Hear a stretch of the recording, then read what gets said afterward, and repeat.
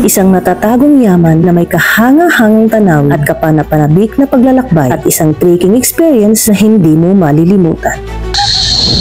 Ang Mount Bulaylay ang pinakamataas na bundok sa Coyapó, Nueva Ecija.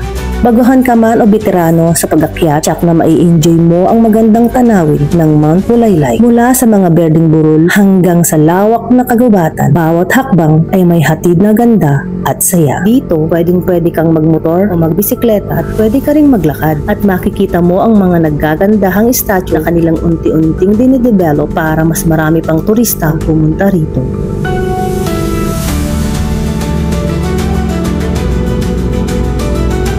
Meron din silang zipline na sobrang nakaka-excite dahil makikita mo ng buong-buo ang magagandang tanawin ng Mount Bulaylay. Tamang-tamang ito sa mga naghahanap ng adventures.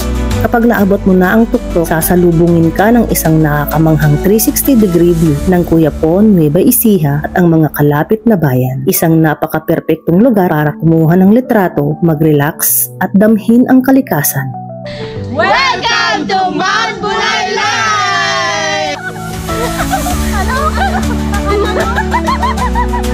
Halina't tuklasin ang ganda ng Mount Bulaylay, isama ang buong pamilya, barkada o kahit kasintahan mo pa yan. Dahil dito sa Mount Bulaylay, isang adventure na puno ng hamon, kasiyahan at hindi malilimutang alaala.